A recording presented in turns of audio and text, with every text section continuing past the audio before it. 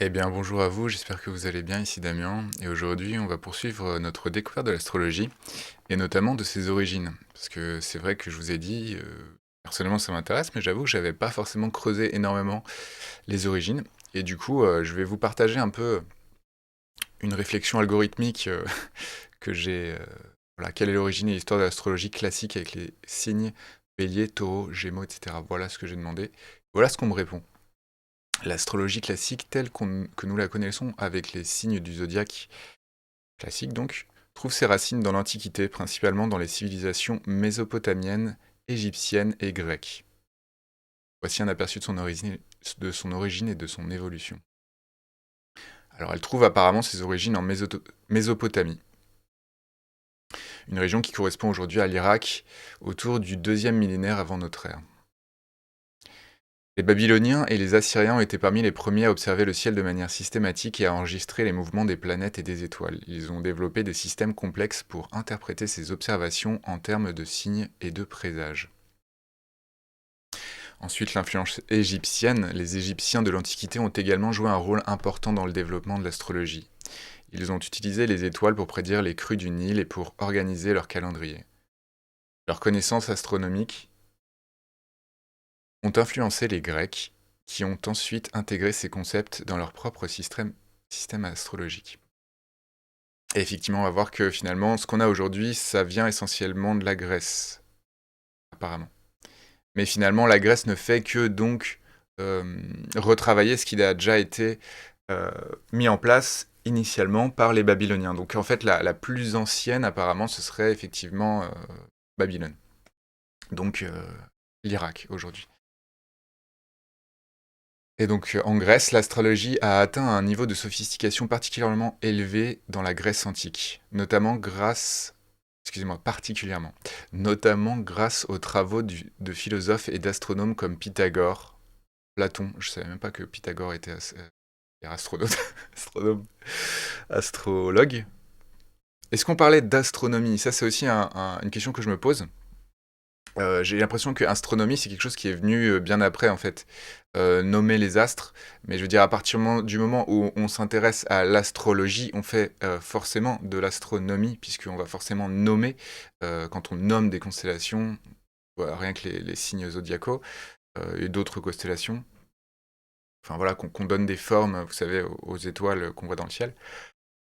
On est déjà dans l'astronomie, donc en fait, l'astronomie, c'est juste une partie. Et je crois qu'il y avait aussi un truc comme ça avec l'alchimie et la chimie.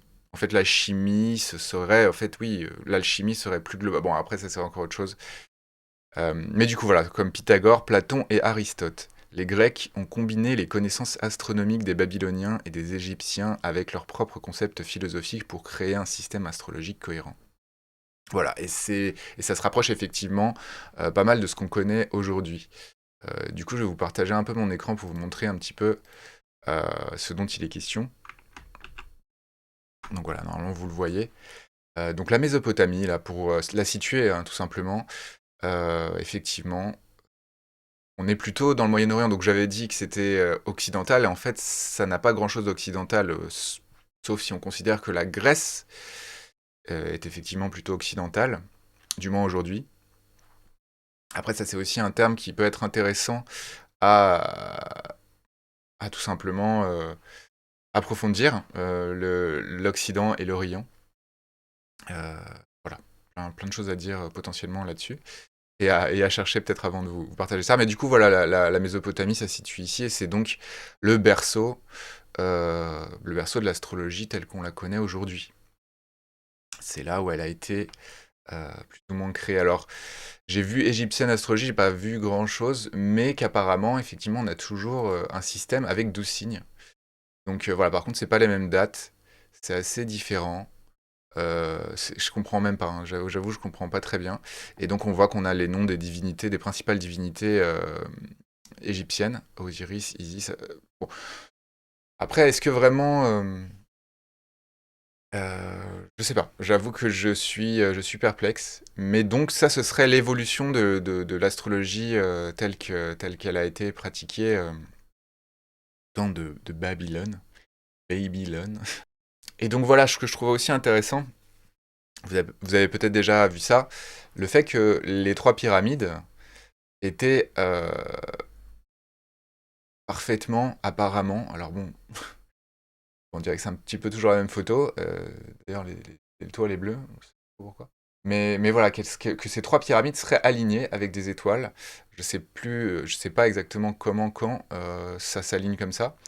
Mais bon, ça montre que effectivement, il y a une certaine correspondance entre des constructions aussi magistrales et la carte du ciel, si je puis dire. Voilà, ensuite j'ai regardé un peu Greek Astrology, et c'est là que c'est vrai que quand j'ai vu Greek Astrology, je me suis dit oui, ok, c'est exactement ce qu'on a aujourd'hui. Voilà, on peut voir un peu, ça c'est médiéval plutôt, et voilà le zodiaque, donc avec les signes. Euh, donc ces signes représentés aussi par des,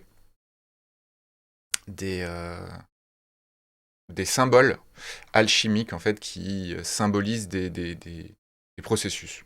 Des processus alchimiques, donc ça peut être, je sais pas, transformation, distillation, enfin bref, tous ces signes en fait correspondent à des. Alors après, ils peuvent avoir aussi d'autres significations, hein, c'est pas que l'alchimie, mais voilà, je trouve ça assez intéressant. Et donc au final, donc là, je vous parlais de l'astrologie grecque, qui finalement est la plus proche de ce qu'on connaît aujourd'hui. Et au final, je crois que c'est son nom, Hellenistic Astrology. Euh, il m'excuse, j'ai pris un article en anglais, mais effectivement, l'astrologie hellénistique semble être celle qui nous concerne aujourd'hui. Euh, on voit voilà, que c'est voilà, surtout en grec. Et, euh, et c'est intéressant. Voilà, je vous avoue que je ne savais pas que cette évolution. Alors après, bon, est-ce qu'on connaît toute l'évolution? Est-ce qu'on vraiment on connaît tout? Est-ce qu'il n'y avait pas peut-être quelque chose avant? Bon. Ou après, ou enfin voilà, je veux dire, moi je vous avoue, je suis sûr de rien. Là, là, je me sers de l'IA et de Wikipédia pour vous illustrer un petit peu ça. Mais quoi qu'il en soit, je pense que ça vaut le coup, si ça vous intéresse, d'aller vers des livres qui ont vraiment approfondi toutes ces choses.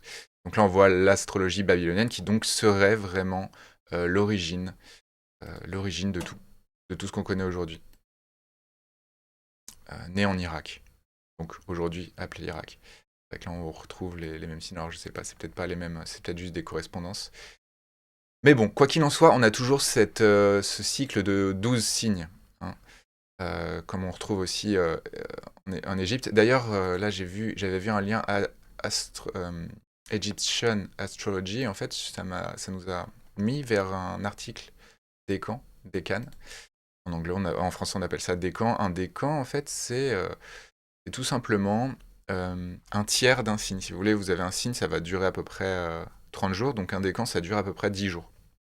Et premier décan, deuxième décan, troisième décan. Chaque signe a 3 décans. Ça, là, on voit 36 groupes d'étoiles. Euh, Small constellation. Used in the ok. Donc en fait, finalement, là, on se rend compte que l'astrologie égyptienne avait tendance à carrément diviser au-delà de 12 en 36, puisqu'il y avait les décans, ce qui, ce qui permettait une plus grande précision. Et je pense que c'est tout à fait pertinent, parce que c'est vrai que j'ai pu remarquer qu'en fonction des décans, c'était pas pareil. Et c'est presque des signes différents. Et là, on voit un petit peu la classification égyptienne avec les symboles. Et donc, voilà, vous voyez que là, Ariès, c'est bélier, et qu'on a 3 décans. Euh, voilà, après, j'avoue que pour ce qui est de la traduction de l'égyptien, je ne saurais pas aller beaucoup plus loin. Et là, on voit qu'il y a des divinités. D'accord. On voit qu'il y a des divinités égyptiennes qui sont associées. Donc, en fait, l'astrologie égyptienne, elle, elle est beaucoup plus, comment dire, précise. Enfin, comme je vous disais, au lieu de 12 signes, on en a 3 fois plus, donc 36. Enfin, signes, division.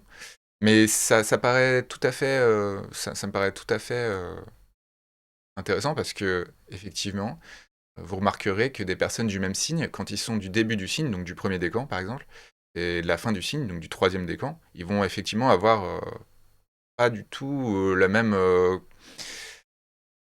Je dirais pas personnalité, parce que de toute façon, même si on est né le même jour, on n'a pas la même personnalité. Et puis bon, après, il y a l'astrologie chinoise qui peut être intéressante aussi là-dessus. Mais du coup, voilà. Du coup, je trouve ça assez intéressant. Le concept des décans, et ça, je vous invite à y réfléchir aussi, parce que c'est toujours intéressant, et même en termes de compatibilité, par exemple, souvent, on va mieux s'entendre avec des personnes qui sont du même décan que nous. C'est-à-dire que si on est de la fin de notre signe, les gens de la fin de leur signe, il y aura peut-être plus d'affinité. Après, voilà, pour l'affinité, il n'y a pas que ça, mais ça peut, ça peut, ça peut aider. Et du coup, voilà, après, il y a Medieval Astrology, mais bon, là, j'ai l'impression que l'astrologie médiévale, donc du Moyen-Âge, ça va plus être comme une extension. Euh, voilà, des dessins un peu plus développés, je ne sais pas. Et, euh, et voilà.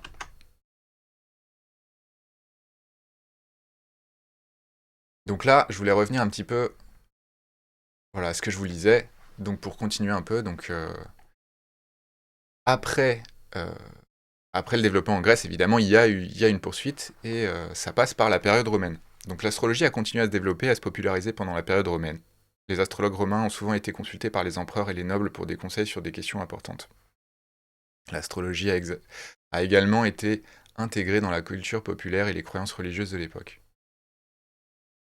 D'accord. Et c'est vrai qu'on peut le retrouver, alors je sais pas si on peut dire la période romaine, l'église romaine, mais notamment relativement quelques dizaines de kilomètres de chez moi, on a la cathédrale de Beauvais qui contient en son sein une horloge astrologique, je crois, ou astronomique, je ne sais plus.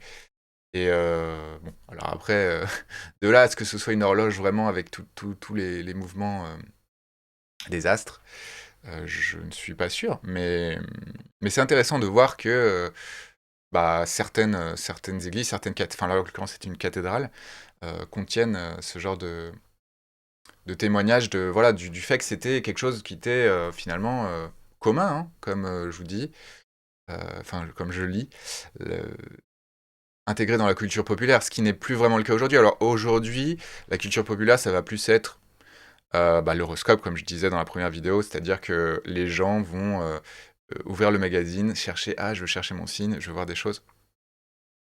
Et, euh, et encore une fois, à quel moment, bon, à quel moment on va avoir les mêmes aventures juste du fait qu'on est à peu près né au même moment de l'année.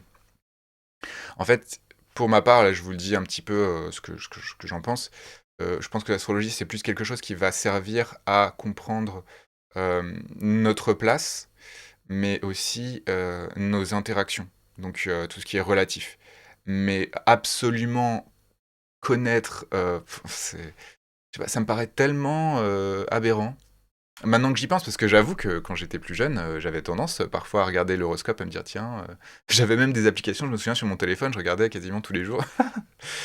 Et force est de constater que. Je veux dire, après, c'est pas si c'est des messages, on va dire plutôt positifs, qui vont vous dire aujourd'hui vous allez passer une super journée. Ouais, c'est cool, franchement, ça met dans un bon état d'esprit, même si ça n'a, c'est pas que ça n'a aucun, si ça n'a pas de fondement en fait, il y a pas de. Ou alors en fait, pourquoi pas en fait à ce moment-là, je sais pas, tout le monde vit avec les mêmes signes et puis il y a, enfin, je sais pas comment dire, mais je pense que encore une fois, vous avez dû remarquer vous-même que vous n'aviez pas les mêmes aventures que toutes les personnes qui ont le même signe que vous, quoi. Ça n'a pas de sens. Bon, je vais le répéter, peut-être arrêter un peu de le répéter, mais bref, vous m'avez compris. Donc ensuite, on a Moyen Âge et Renaissance. Au Moyen Âge, l'astrologie a été influencée par les travaux des astronomes et des astrologues arabes qui ont préservé et développé les connaissances grecques. Ça fait sens comme il semble que les mathématiques, beaucoup de mathématiques viennent des Arabes. La géométrie aussi, il me semble. Enfin, c'est lié, j'imagine la géométrie, c'est peut-être surtout les mathématiques et l'arithmétique, il me semble. Donc les Arabes ont préservé et développé les connaissances grecques. Donc c'est finalement grâce à eux, quelque part, qu'on a sauvegardé tout ça.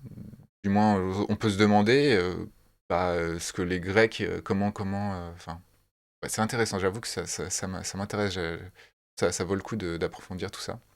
Pendant la Renaissance, l'astrologie a connu un renouveau en Europe avec des figures comme Johannes Kepler et Tycho Brahe qui ont contribué à la fois à l'astronomie et à l'astrologie. Ouais, il me semble que ces deux-là, ils ont surtout contribué à l'astronomie, mais encore une fois, comme je le disais tout à l'heure, l'astronomie est une résultante de l'astrologie. L'astrologie, c'est la logique des astres. L'astronomie, c'est, comment dire, le nommage, la nommation, je sais pas comment dire l'astro. Bref, vous m'avez compris. Voilà. Après, on a d'autres termes, enfin, j'y pense comme ça, mais écologie, économie, là, c'est encore autre chose. C'est-à-dire là, pour le coup, ça n'a pas du tout le même sens. Ça ne concerne pas le même domaine. Époque moderne. Aujourd'hui, l'astrologie classique continue d'être pratiquée et étudiée par de nombreuses personnes à travers le monde, bien qu'elle soit souvent considérée comme une pseudo-science, comme je vous le disais dans la première vidéo, par la communauté scientifique. Elle reste une partie intégrante de la culture populaire. En fait, la communauté scientifique, concrètement, c'est l'astronomie. Enfin, je veux dire, je vois pas ce qu'il y a de plus. Et encore une fois, ça reste juste une. Je veux dire, vraiment, astronomie, c'est nommer les astres, en fait. Enfin, je veux dire, il me semble, hein, euh, et en l'occurrence, c'est pas en nommant les astres qu'on va. Enfin, je veux dire, c'est juste, tiens, ça s'appelle comme ça, quoi. Bon. Voilà, reste une partie intégrante de la culture populaire et de la spiritualité pour beaucoup de gens. Spiritualité, c'est encore autre chose. Ouais, je sais pas. En résumé, l'astrologie classique a évolué à travers plusieurs civilisations et périodes historiques, intégrant des connaissances astronomiques et des croyances culturelles pour former le système complexe que nous connaissons aujourd'hui. Complexe. Alors oui, complexe, oui, potentiellement complexe, oui. C'est vrai qu'à partir du moment où on va faire des thèmes astro, ça peut devenir complexe. Si je vous montre par exemple, et je vous invite, si ça vous intéresse, si vous voulez, je vais vous partager mon écran. Donc voilà, on se trouve par exemple sur ce site AstroThème que je vous conseille si vous voulez avoir votre thème astral, astrologique, pardon. Et du coup, je sais pas, bah, vous pouvez mettre votre prénom, par exemple vous appelez Bob,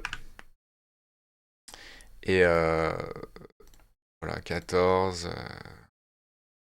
mai 1970, à midi, à Lyon. Allez. Voilà, et hop, poursuivre, et là vous avez votre truc, vous refaites poursuivre, et là vous avez votre thème astrologique que vous trouvez ici. Et vous avez en fait la position de toutes les planètes au moment de votre naissance dans le ciel en fait. Donc vous avez les constellations dans le ciel et la position des planètes, dans quelle constellation elles se trouvent. Donc par exemple pour quelqu'un qui est né comme ça le 14 mai 1970, on va voir Jupiter qui, euh, qui va être en balance. Voir Pluton qui va être en vierge. Voilà la Lune ascendant, je crois que c'est ça, ascendant, donc ascendant Lion par rapport à l'heure de naissance. Alors, je vous avoue, ascendant. Enfin, après, là, c'est vrai on est vraiment dans la complication parce que non seulement là, vous voyez, on a toutes les planètes là. Donc là, on a Vénus, Mars, vous voyez. Et non seulement, on a aussi ces trucs-là, là. Cérès, Chiron, du nom, donc Chiron aussi d'une voiture. Pallas, enfin, non. Alors, je sais pas ce que c'est, je pense que c'est des constellations, ou des. Je sais pas. J'avoue, je sais même pas ce que c'est. Je suis pas assez calé. Je suis pas en fait si à fond dans cette astrologie-là, même si je la trouve très intéressante et qu'elle m'a beaucoup aidé à comprendre certaines choses et qu'elle peut aider effectivement à comprendre et à peut-être aussi à accepter certaines de nos particularités dans notre, dans notre tempérament, etc. Et donc là, ce que je vais vous montrer aussi, c'est ce qui est sympa, c'est que si par exemple vous cliquez là sur Jupiter, là vous avez vraiment les détails. Vous avez Jupiter, ce qu'elle représente, l'expansion, la puissance, la bienveillance, la largesse de vue, la générosité. L'élément est l'air, il est chaud, il est humide. Il maîtrise le Sagittaire et les Poissons avec Neptune et est en exaltation dans le Cancer. En analogie avec les hanches et le système endocrinien. Bref, vous avez plein de choses. Tempérament sanguin, caractère émotif actif primaire. Et là, vous avez en fait la signification de ce que c'est dans votre thème. Alors après, saurais pas vous dire la véracité de tout ça, mais en tout cas, c'est intéressant, je trouve ça intéressant. Correspond aux fonctions de synthèse d'enthousiasme. Enfin, vous aurez des détails qui peuvent être intéressants. Après, moi, ce que je vous conseille, quoi que vous le disiez, en fait, c'est. Je sais que c'est pas facile, parce qu'à partir du moment où on se lance là-dedans, on va avoir tendance à avoir à tout expliquer, peut-être, enfin, vouloir tout expliquer avec ça ou avec d'autres choses, hein. Après, ça peut être autre chose. Moi, je vous encourage quand même à garder les distances. Encore une fois, je sais plus si j'en ai parlé, mais si ça se trouve, il y a certaines choses. Bon, là, on n'est pas sur des signes, par exemple. Imaginez, par exemple, quelqu'un qui va écrire sur les signes et il y a un signe qu'il aime pas, il va écrire des trucs pas cool sur ce signe. Ah, vous avez des personnes connues aussi, voilà, qui ont des points communs. Donc, ouais, vraiment très, très sympa ce site. Je vous conseille si vous voulez en savoir plus sur votre signe. Mais oui, ce que je voulais vous dire, c'est qu'en fait, il y a un truc aussi avec. Bah oui, que, en fait, on sait pas par qui c'est écrit. Est-ce que vraiment la personne a des compétences? Et puis même, d'où tient-elle ses compétences? Enfin, vous voyez, c'est toujours compliqué, parce que même si on va à la source, on se dit, mais qu'est-ce qui fait que la source a des raisons de penser ça? Alors évidemment que il y a certains signes, vraiment, il y a des choses, même la plupart, en fait, il y a comment dire, des comportements qui reviennent, en fait. Et c'est intéressant parce que, enfin, moi je trouve ça intéressant parce que parfois on peut se culpabiliser de ce qu'on est ou même juste des relations qu'on peut avoir, mais en fait, si on n'a pas des bonnes relations, c'est peut-être juste qu'on n'est pas compatible. Et donc, à partir du moment où on n'est pas compatible, en fait, tant on va continuer à avoir cette relation, eh bien, potentiellement, on va se retrouver face à quelqu'un qui va nous refléter une image vraiment pas bonne de nous, en fait. Et je vous dis ça parce que ça a pu m'arriver. Et ça arrive à tout le monde, forcément. Et en fait, après, on va se dire, ah, c'est moi le problème, ou je sais pas quoi. Non, non, en fait, c'est la relation. Et plus vous allez fréquenter des personnes avec qui vous êtes compatible, bah, plus ça va vous refléter plutôt une image positive et puis vous aider à vous développer de manière positive, personnellement. Développement personnel.